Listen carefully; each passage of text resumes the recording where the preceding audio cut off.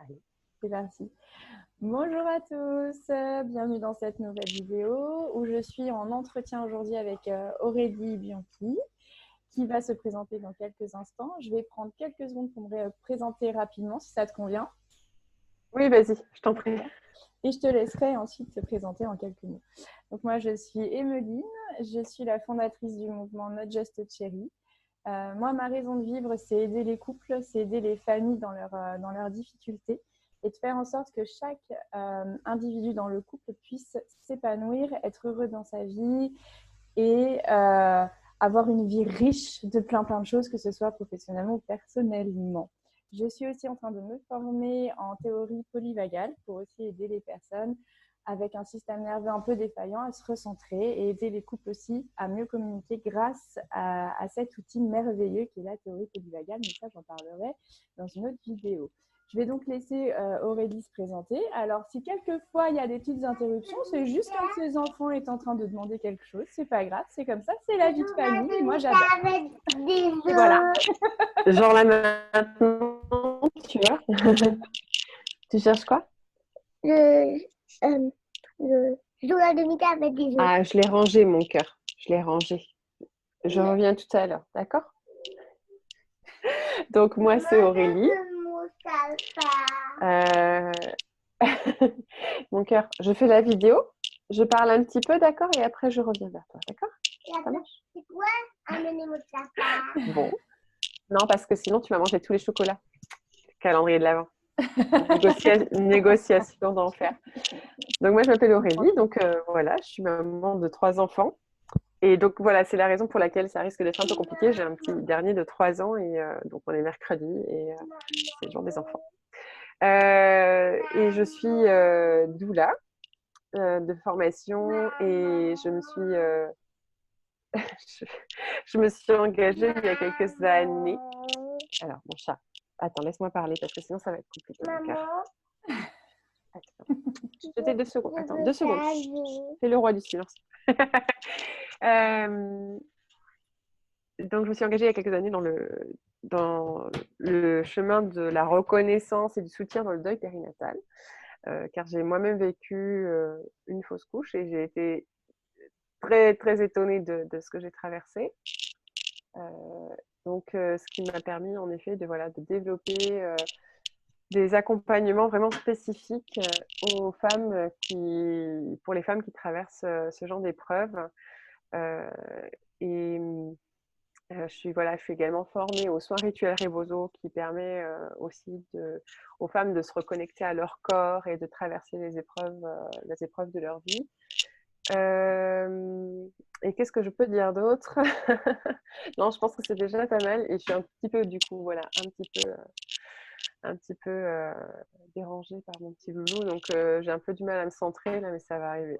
Ça va aller. Ça arrive, c'est pas grave.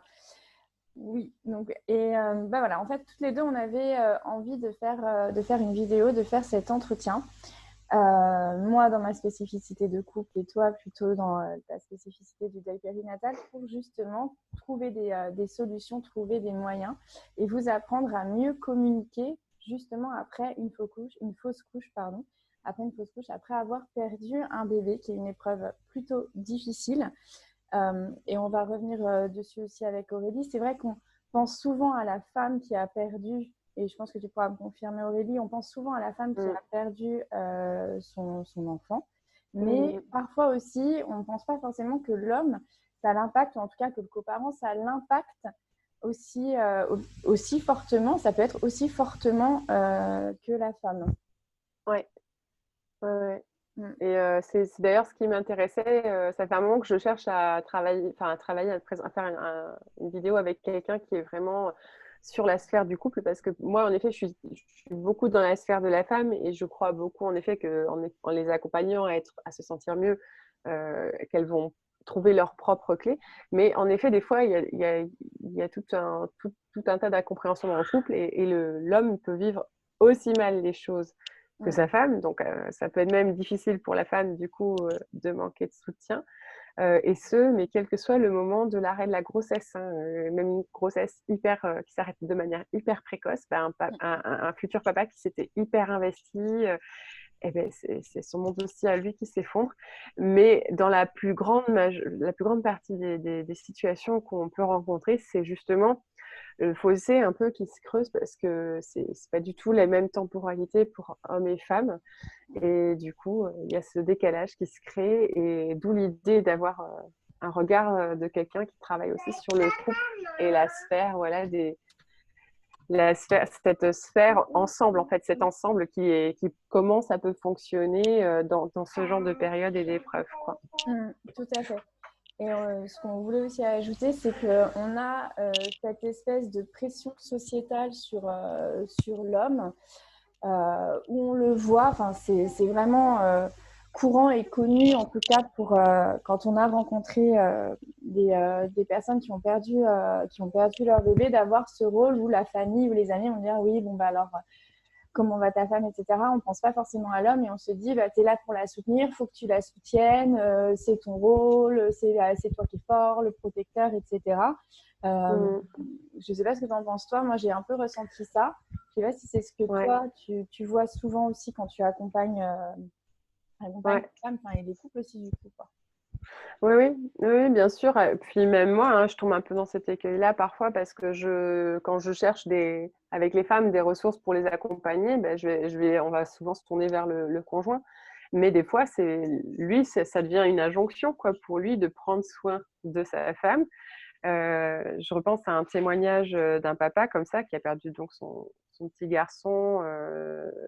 Il me semble quand la grossesse venait de s'arrêter ou il venait juste de naître et tout le monde lui disait oh, votre femme elle doit vraiment être bouleversée bon ben soutenez bien votre femme ou des choses comme ça il va falloir être fort pour elle et lui ça l'a choqué parce que en fait il était aussi dévasté qu'elle et ça voilà ça c'est pas l'idée c'est vraiment de comment on n'a pas à mettre cette pression-là sur eux. S'ils sont disponibles pour ça, c'est super, mais ils ont aussi le droit d'être dans un processus eux-mêmes de deuil, en fait, et d'avoir besoin eux-mêmes de soutien.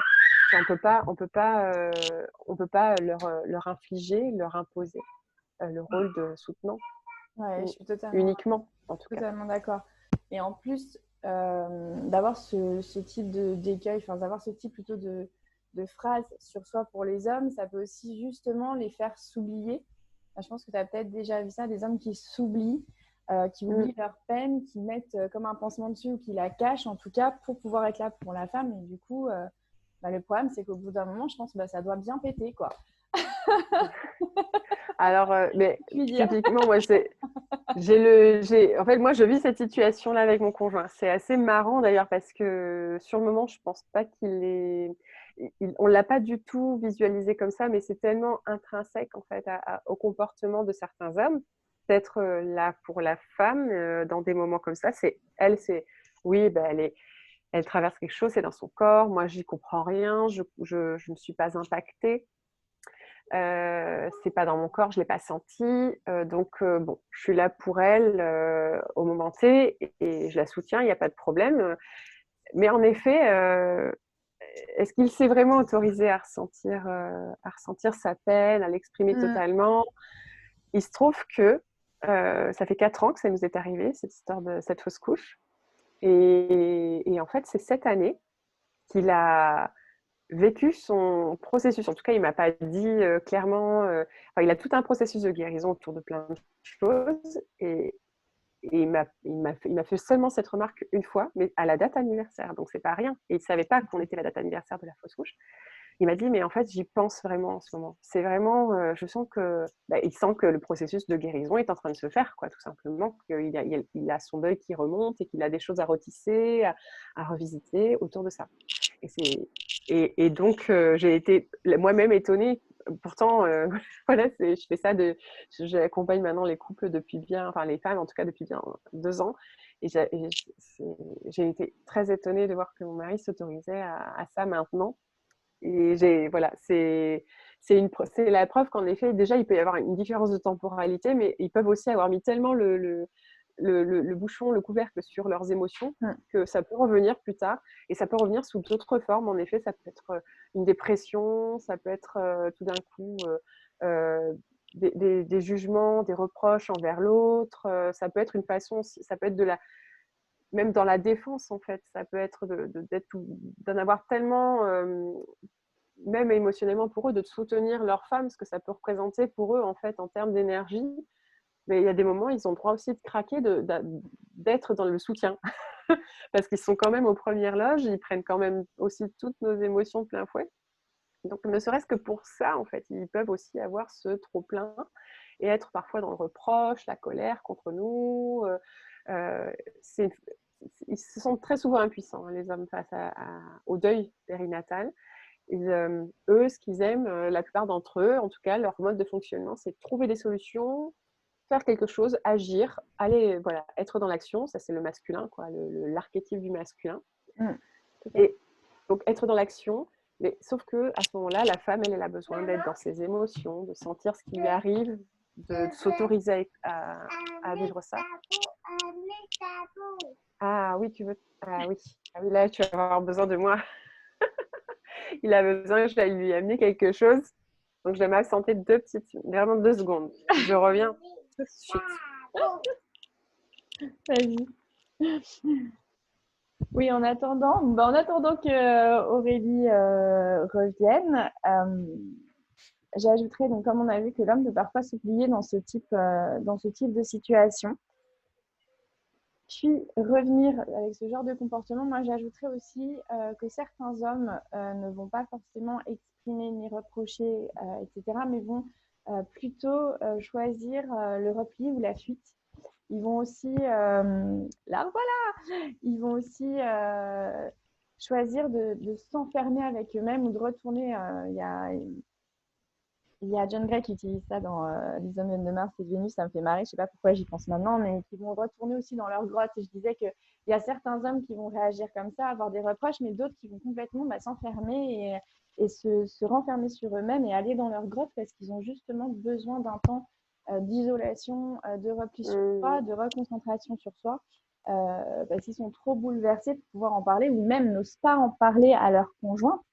Parce que pour eux, ça fait trop longtemps, comme toi, tu disais, ça fait quand même 4 ans avec ton conjoint, donc ça fait trop longtemps pour eux, donc c'est inutile, et même ils se sentent pas forcément légitimes d'exprimer leur tristesse ou d'exprimer que là, ça leur fait quelque chose au niveau des sentiments, des émotions, parce que ça fait trop longtemps, quoi. Oui, exactement. Oui, et puis je pense aussi que des fois, ils ne veulent pas non plus en rajouter sur les épaules de leur femme. Donc voilà, hein, quand tu es charge de protéger, être le protecteur, ne pas faillir de ce côté-là. Donc voilà, en fait, c'est un lot de belles étiquettes qui collent bien à la peau des hommes, aussi sensibles soient-ils. Même si en effet ils sont très soutenants, on parle pas de quelqu'un qui rejette du tout le vécu de sa femme, mais même en étant très soutenant, en étant vraiment très compatissant et en faisant du mieux qu'ils peuvent, ils sont pas exempts de leurs émotions, et je pense qu'ils ont beaucoup en effet d'étiquettes qui leur collent à la peau, voilà, juste parce qu'ils sont des hommes. Et peut-être qu'on peut préciser ici qu'on parle de homme en tant que homme représentant masculin, mais que ça peut toucher aussi peut-être des compagnes femmes. On se faisait la réflexion en préparant la vidéo qu'on ne connaissait pas assez de compagnes femmes pour savoir si elles vivaient les mêmes processus que des hommes. Donc on laisse ouvert. On s'est dit que ça restait ouvert. Ouais. Et, donc, je trouve qu'on n'a pas encore assez d'informations sur, pas assez de témoignages et d'informations sur les couples de femmes qui traversent ça. Et pourtant, il y en a beaucoup, d'autant qu'elles ont accès à la PMA. Donc, qui dit PMA dit aussi beaucoup de grossesses à arrêter, en fait. Donc, c'est un sujet à creuser. Mais ça reste un peu vide là pour l'instant. C'est vrai que s'il y a des personnes qui nous entendent aujourd'hui qui sont dans cette situation, n'hésitez pas à revenir vers nous. Franchement, donnez-nous nos témoignages. On serait ravis aussi de pouvoir être plus en aide pour les couples homosexuels, en effet. Et de savoir votre ressenti, nous, ça nous aide aussi à mieux vous comprendre et du coup à mieux vous aider, je pense. Petit message de passage. C'est clair.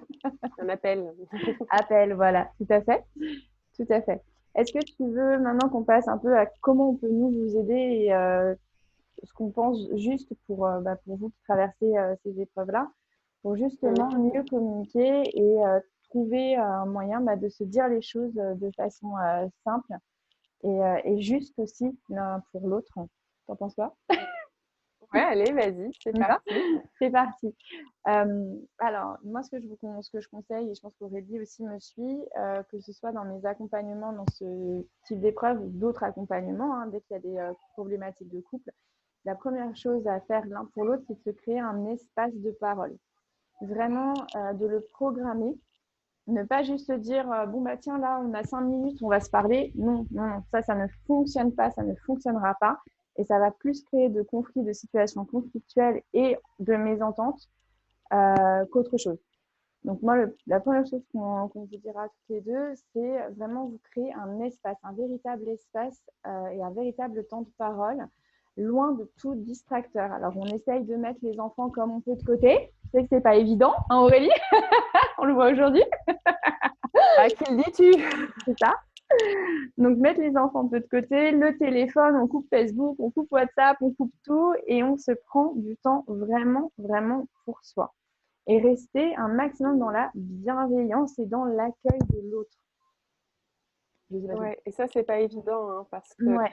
encore une fois, il faut vraiment respecter les temporalités différentes, parce qu'on, enfin, je veux dire, votre conjoint, il n'est pas censé, s'il vit pas les choses au même rythme que vous, il peut les comprendre, il peut essayer d'imaginer ce que vous traversez, mais il n'est pas à votre place. Donc, on ne peut pas lui demander d'être complètement dans la souffrance dans laquelle on est, mais on peut simplement avoir besoin de déposer les choses, voilà, sans attendre de lui qu'il soit dans la même souffrance.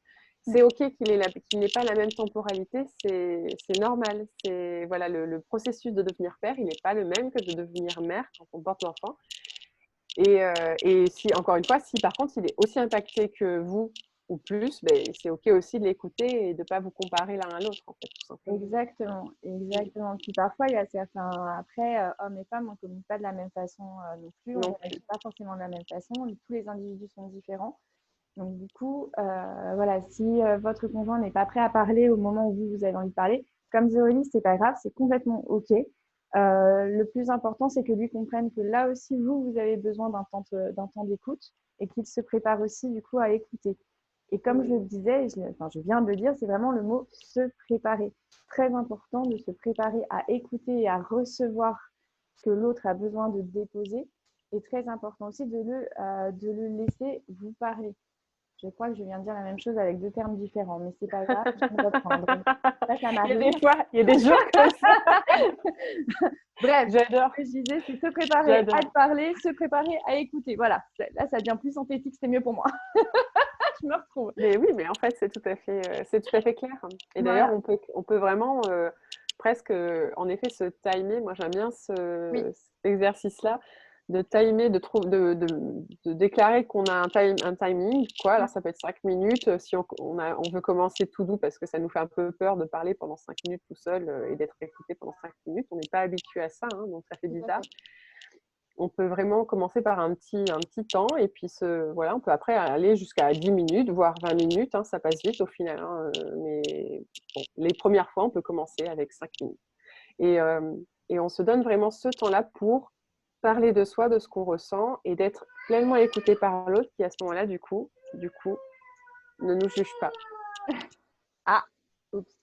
Et quand je parlais aussi de préparation, donc c'est préparer à s'écouter, mais même préparer à parler. Vous pouvez tout à fait, il y a rien de pire que pas contre le fait d'écrire ce que vous avez. Vas-y, je vais prendre la parole de 10 minutes. C'est pas d'écrire ce que vous avez à dire, tout simplement, ce que vous ressentez. Ce n'est pas forcément évident de mettre des mots sur ce qu'on ressent, sur nos émotions, sur ce qui se passe en l'intérieur, même si vous êtes. Voilà, quand c'est la personne qui a porté le bébé qui l'a perdu. Mettre des mots aussi sur ce qu'elle vit, sur ce qui se passe, parce que il y a certaines femmes, et ça c'est Aurélie qui me l'a appris, et quand elle reviendra, je lui demanderai de faire un petit point là-dessus. Il y a certaines femmes qui vont aussi garder l'enfant encore un petit peu dans le ventre jusqu'à ce qu'il s'est, j'aime pas ce terme-là, mais jusqu'à ce qu'il parte. En fait, il décide de partir naturellement. Et tout ça, ce sont des choses sur lesquelles il faut discuter, et ça se prépare de parler de ça. J'étais en train de dire justement qu'il y a des femmes aussi qui sont au niveau de leur corps, qui gardent un peu le bébé encore en soi jusqu'à ce qu'il parte. J'aime pas le mystère, mais encore moins éliminé, tu vois, mais qui partent naturellement. C'est ce que tu m'avais expliqué la dernière fois. Et donc aussi par rapport au conjoint ou la conjointe, d'accueillir ça et de pouvoir ne pas avoir ni de jugement, ni d'a priori, ni d'être dans bah, ce que tu fais, c'est pas bien, enfin, vraiment le jugement, c'est pas bien, ou être dans les c'est de ta faute si on en est là, etc. quoi. Ah, mais c'est compliqué en fait, parce qu'il faut. Donc, ça serait. Voilà, c'est. Si, du coup, si la femme, elle veut être comprise, il faut aussi qu'elle aille recueillir de l'information. Donc, à ce moment-là, C'est ça. il y a quand même on est quand même en deuil. Hein, donc, c'est un vrai deuil, un processus de deuil. Donc, ça prend le temps que ça prend. Il y a des phases, il y a des moments. Ça a un rythme spécifique. Et.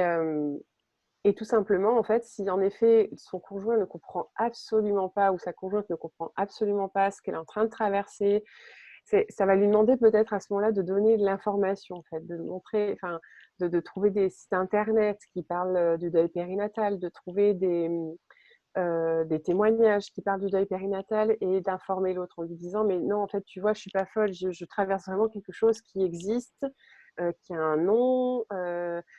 Bah, par exemple, je veux dire, une grosse partie quand même des fausses couches, on parle des fausses couches, se termine en syndrome de stress post-traumatique. Donc, je veux dire, il y a une vraie blessure, quoi, il y a une vraie douleur, des émotions qui sont absolument ingérables pour les femmes.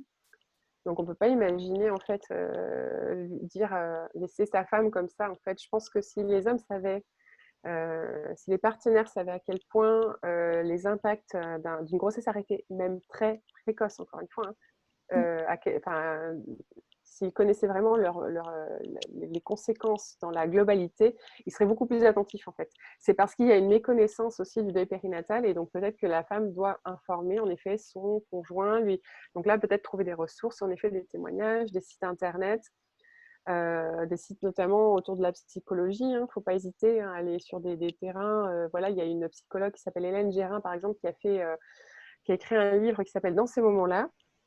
Et elle explique parfaitement bien ce qui se passe, ce qu'on traverse à ce moment-là. Et elle parle bien aussi du couple, la sphère du couple et la sphère de l'entourage. Donc ça, c'est vraiment une super ressource. Et ça peut montrer, voilà, ça c'est un regard de psychologue sur la question du deuil périnatal. Et ça peut être très rassurant pour les hommes de se dire, ok, d'accord, elle n'est pas folle, elle a juste besoin que je l'accompagne aussi ou que je sois à ses côtés. Et voilà, donc ça peut être nécessaire d'en passer par là. Tout à fait. Et justement, ce que témoignait mon amie aussi quand elle a eu sa fausse couche, c'est qu'on trouvait très peu d'informations, en tout cas au niveau auprès des médecins ou des gynécologues qui ne sont pas forcément à même de donner des ressources ou même de pouvoir conseiller quelqu'un. Enfin, moi, je t'ai vraiment rencontré un peu par hasard. Je ne savais même pas que ça existait, ce que tu faisais en fait. Et c'est ça que je trouve, c'est vrai, dommage. Et dans ces moments, je me dis, on doit se sentir mais tellement impuissant parce il nous arrive ça et il n'y a rien autour, quoi. Enfin, on a l'impression d'avoir un peu un vide, alors il existe des choses, il existe des personnes comme toi, il existe des psychologues, comme tu disais, la femme qui a écrit ce livre, qui sont spécialisés dans ces problématiques et dans ces deuils. Et du coup, bah, comment on fait, quoi? Qu'est-ce qu'on peut faire pour s'aider? Ah ben oui, mais ça, en effet, si les médecins qui sont quand même les premiers en ligne, enfin en contact avec ces femmes-là, parce que la plupart du temps, quand on vit une grossesse arrêtée, on se retrouve à l'hôpital, à un moment donné, ne serait-ce que pour faire attester la fin de la grossesse, tu vois. Donc, si eux ne donnent pas cette information-là, comment on fait? Ben, du coup, souvent, ce qui se passe, c'est que démunies, les femmes cherchent des témoignages sur Internet et de fil en aiguille, parfois, elles arrivent à... Heureusement, maintenant, les langues se délient énormément. On commence à beaucoup parler du deuil périnatal. Donc ça, c'est bien. Et ça permet quand même qu'il y ait un peu plus de ressources à disponibilité et les femmes maintenant arrivent à trouver assez facilement. Mais voilà, en effet, après, c'est que le deuil est un gros tabou. Hein, donc, de toute façon, c'est très. En plus, du coup, ça touche au deuil de l'enfant aussi. Et ça, c'est un peu le tabou ultime. Personne ne veut voir que tes enfants peuvent mourir avant toi, quoi. Ouais. Et même encore une fois, une grossesse arrêtée très précocement, c'est quand même c'est en lien avec ce deuil-là, même si ça semble être un petit embryon de ce deuil-là, mais ça en fait partie en fait.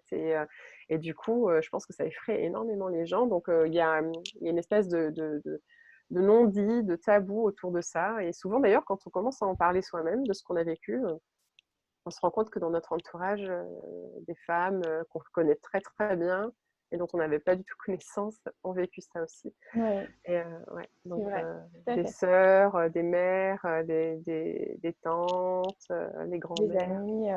Et des amis proches, ouais. Mm. Et on apprend qu'elles ont fait des fausses couches comme ça souvent. Donc voilà, donc c'est vrai que il y a enfin voilà, c'est bien que les hommes comprennent aussi qu'en effet, même pour les femmes, déjà comprendre ce qui leur arrive, c'est pas non c'est pas gagné quoi. Dans ce parcours-là, c'est pas gagné. Et pour revenir à ce qu'on disait, du coup, toutes ces choses-là sont à communiquer l'un envers l'autre. C'est pas parce qu'on vit l'épreuve ensemble qu'on va la vivre de la même façon, c'est ce qu'on disait. Donc, du coup, il est vraiment important, après que ce soit pour ce type d'épreuve, mais d'autres, hein, dans le couple, c'est toujours sain et plus que sain. C'est même salvateur pour moi de communiquer ce qu'on ressent. Et à n'importe quel moment enfin, n'importe quelle étape du deuil, je dirais, ou étape de l'obstacle, enfin, de l'épreuve qu'on est en train de vivre en tout cas, pour mieux se comprendre l'un et l'autre et aussi tout simplement, comme tu disais, pour déposer et se soulager d'un poids parce qu'on peut avoir un poids énorme. Comme tu dis, on peut avoir un stress post-traumatique après et là, c'est vraiment une thérapie particulière. C'est des choses vraiment très particulières à mettre en place pour se sortir de là. Donc tout ça, ce sont des choses à communiquer ensemble parce que c'est ensemble aussi qu'on va s'en sortir. Moi, je le vois comme ça. Je le vois comme je pense que ça peut pas être autrement en fait. Voilà, parce que un conjoint, un partenaire qui va vraiment se désintéresser de ce processus-là, ou après voilà, si encore une fois, si il a le droit de ne pas vivre les choses du tout avec cette intensité-là, ça c'est complètement ok, mais ne pas soutenir ta compagne, ça peut créer derrière une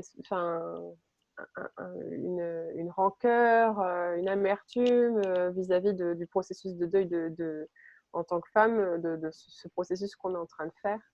Et, une rupture un peu quelque part parce qu'on ne se sent pas soutenu, donc on se coupe de l'autre. Et ça veut dire que pour d'autres situations, on va continuer à se couper et parce qu'on a intégré au plus profond de soi, à un moment des plus difficiles, que l'autre ne serait pas un soutien. Et ça peut être vraiment lourd à porter et ça peut générer des tensions de plus en plus fortes, des conflits de plus en plus durs, jusqu'à éventuellement une rupture, quoi. Voilà, c'est vraiment une porte ouverte à des conflits. Donc oui, c'est important de respecter chaque personne dans sa façon de vivre les choses, mais en même temps de pouvoir dire quand on en a besoin, de poser sa vérité. Et si on peut rassurer tout de suite les partenaires justement que ce processus du deuil, c'est un processus et il œuvre un peu comme des montagnes russes en fait. À certains moments, il est plus important et après ça se calme. Ça ne veut pas dire que la personne qui est à vos côtés a fini son processus, ça veut juste dire qu'elle est dans une phase d'accalmie où elle va voir plus de positif, elle va peut-être se relier à du sens, elle trouve peut-être du sens à ce qui lui est arrivé, ou en tout cas, elle est plus apaisée. Même elle pense que son processus de deuil est fait, c'est cool. Et puis, il ne faut pas être étonné si derrière, à un moment donné, ça revient. On pense notamment, il faut faire attention aux dates anniversaires. J'allais te dire justement, les dates anniversaires. Tout ce qui est... Et ça, encore une fois, c'est pareil. Lesquels vous allez voir, en fait, c'est vous qui allez le découvrir. Ça peut être la date de la date présumée de l'accouchement. ça peut être autour de la date où on a appris que le bébé s'était arrêté, ça peut être plutôt à la date où on l'a expulsé, où on a eu à accoucher aussi, parce qu'à partir d'un certain stade, on accouche de son bébé mort. Donc voilà, ça, ou alors parfois, quand on est par exemple des petits prématurés, ça peut être au moment de la naissance, et puis il y a aussi parfois le décès, donc qui sont des temps vraiment très différents, avec des dates vraiment très éloignées. Et parfois, c'est un peu tout ça. Et aussi toutes les dates qu'on va avoir à traverser sans notre enfant. Le premier Noël, Noël sans ce bébé qui aurait dû être là, notre anniversaire, l'anniversaire de notre conjoint. Voilà, tous les moments qu'on aurait pu passer en fait avec lui et où on aurait formé cette famille-là en fait. Donc on peut vraiment être attentif à ces moments-là. Pardon, je voulais aussi ajouter, parce que là ça vient de me traverser l'esprit, que ce n'est pas parce qu'on a d'autres enfants et qu'on a eu d'autres enfants que le deuil est moins douloureux. Je veux dire que c'est plus facile de vivre une fausse couche et de vivre le deuil parce qu'on en a d'autres et de se dire bon bah c'est pas grave, en fait j'en ai d'autres. Non, pas du tout. Ce que tu m'expliquais aussi, c'est que chaque deuil, c'est un deuil et on le vit comme un deuil. Donc de toute façon, c'est pas un autre enfant qui va combler cette perte-là. Je pense que tu peux ajouter. Oui, mais le problème, c'est que c'est véhiculé comme ça. Hein. C'est ça. C'est ce qu'on nous dit, surtout quand c'est précoce. Hein. Mais même au-delà, hein, c'est vraiment un cliché que les femmes reçoivent. Genre, allez, maintenant, tu en fais un autre et puis hop, ça va aller mieux, quoi. Aussi, non. Oui, non. Non, parce que moi, je sais que c'est mon cas, mais je sais que c'est le cas de beaucoup de femmes, même une fausse couche très précoce. Mais c'était cet enfant-là qu'on voulait, c'était pas un autre. L'exemple qu'on peut donner, c'est vous avez deux parents. C'est pas parce qu'il y en a un qui décède qu'on vous dit c'est pas grave, il te reste ton père, pourquoi tu pleures ta mère? Enfin, c'est bon, tu as encore ton père, donc c'est bon, rassure-toi. Non, si ça vous semble incohérent, eh ben c'est la même chose en fait dans le deuil périnatal. Alors la chance après en effet qu'on a, c'est de pouvoir se rattacher à ces enfants-là pour se nourrir d'amour, se nourrir de confiance, se nourrir d'apaisement, mais c'est pas pour ça qu'on en souffre moins. C'est juste qu'on les a à nos côtés aussi pour nous faire du bien après, mais c'est pas l'enfant qui arrive après n'est pas un pansement. Il n'a pas à venir guérir la fausse couche ou la grossesse arrêtée, quelle qu'elle soit.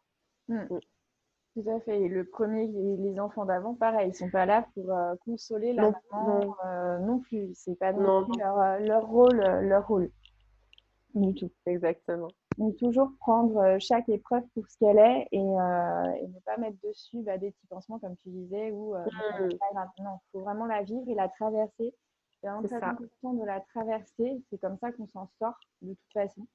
De la traverser avec tout ce qui remonte, tout ce qui va venir et d'en parler un maximum autour de soi aussi, que ce soit avec son conjoint, mais aussi d'autres membres de la famille ou des amis, s'il y a des amis aussi dans l'écoute, parce que c'est pas tout le temps évident non plus d'être à l'écoute dans ce type d'épreuve.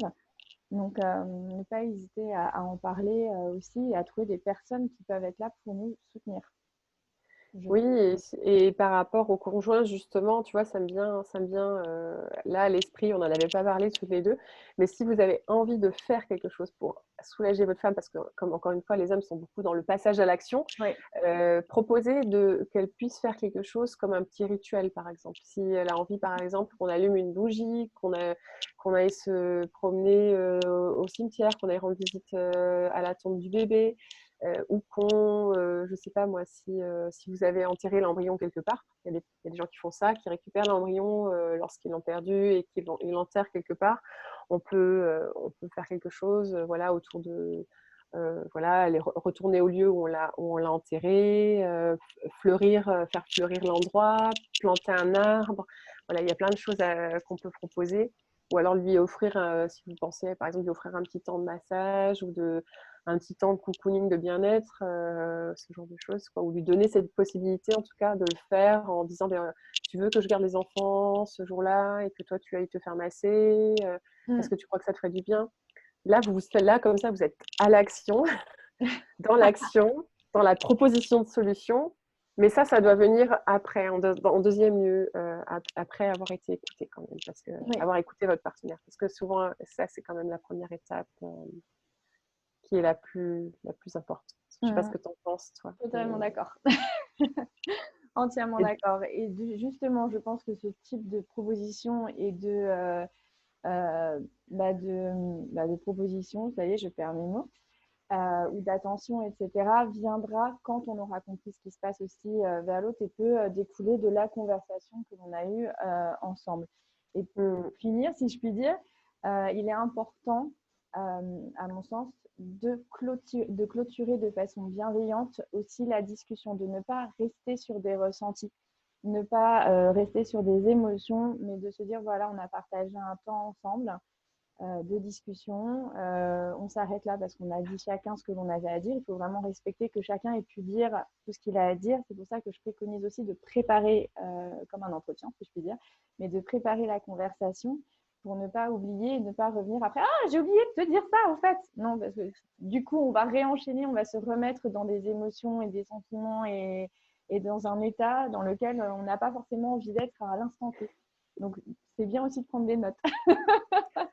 Ça peut aider.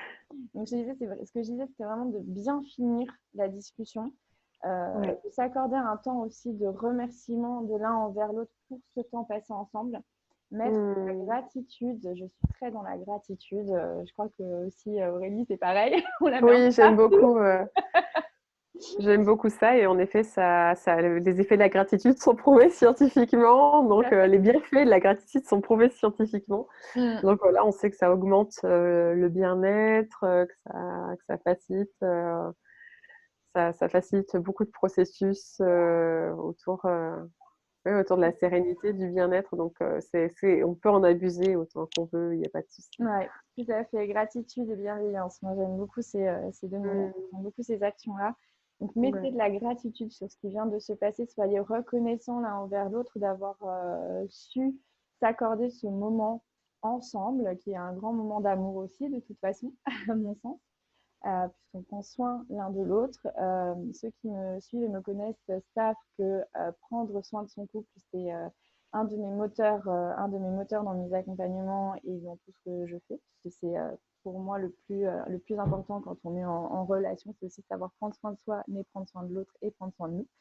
Donc, prenez ce temps pour prendre aussi soin de vous. C'est un moyen aussi de le faire. Voilà ce que je dirais. Aurélie, est-ce que tu voulais ajouter quelque chose ? Non, je pense que tu as tout dit. Je pense qu'en effet, on peut se relier voilà, au merci. En effet, juste serait-ce que dire merci à l'autre d'avoir pris le temps de nous écouter, d'avoir accepté ce petit jeu d'être écouté, de parler. Voilà, c'est dur pour les hommes souvent. Donc, les remercier de jouer ce jeu-là, ça peut vraiment être porteur et de pouvoir trouver toutes les petites choses aussi voilà, que cette personne fait pour nous. Ça peut vraiment, parce que des fois, ça passe encore une fois par des choses qu'on ne voit pas parce qu'à nos yeux, c'est peut-être à ce moment-là inutile ou pas forcément très efficace. Mais des fois, eux, ils font beaucoup de choses en fait, et ça peut être intéressant qu'ils nous disent, eux, comment ils ont l'impression de nous soutenir et de pouvoir remarquer à quel point souvent ils font des efforts incroyables pour qu'on se sente bien et de reconnaître ce rôle qu'ils ont et voilà, et justement ce poids aussi qu'ils portent, hein, voilà, de nous soutenir à tout prix. Et de pouvoir remercier ça, en fait, oui, voilà, de ne pas être dans le jugement de oui, mais tu vois, ça ne fait pas du bien. C'est ça. Et attention, je suis la première à dire ce genre de choses, bien sûr. Donc, en effet, peut-être que ça ne vous fait pas du bien, mais vous pouvez reconnaître au moins et remercier pour ça que la personne, elle essaye de faire de son mieux à ce moment-là. En fait, voilà, comme ce sont des épreuves, hein, donc à un moment donné, c'est facile pour personne. Et même si ça ne le touche pas en première ligne, ça ne veut pas dire qu'il ne vit pas des moments difficiles, encore une fois, ne serait-ce que parce qu'il se sent impuissant. Et que voilà, c'est ça aussi, on peut vraiment y faire attention et en prendre soin, même si je maintiens quand même qu'à ce moment-là, prendre soin de soi en tant que femme qui est en souffrance, c'est bien sûr la priorité absolue et il ne faut pas non plus, ça doit pas être, il faut trouver l'équilibre entre, ok, l'autre fait de son mieux, mais je peux pas non plus nier ce que je vis. Ça, c'est clair et net que ça doit pas se faire dans ce sens-là. C'est pas reconnaître ce que fait l'autre, ça ne doit pas nier notre propre souffrance et nos propres besoins. C'est très important. Parce que nous, les femmes aussi, on a tendance à vouloir toujours être je veille au bien-être de tout le monde dans la famille. Tout à fait. Ouais. Donc, voilà, je ne le sais que trop bien pour tomber régulièrement dans cet écueil. De bien se remettre quand même au centre de ce processus-là qui est le nôtre, mais juste d'accepter que pour lui c'est différent et que du coup, lui aussi fait de son mieux à ce moment-là. Tout à fait. Tout à fait. Je trouve que c'est un merveilleux mot de fin, je dirais. Écoute, prenons, on prend ce mot-là. On prend ce mot-là. Merci beaucoup Aurélie de m'avoir accordé ton temps. Merci à toi et c'est pile poil le bon moment là. C'est ça. Sur ce, je dis à tous. Merci beaucoup. Merci aussi à toi et chérissez votre vie avant tout. Chérissez votre vie. Bye. Merci.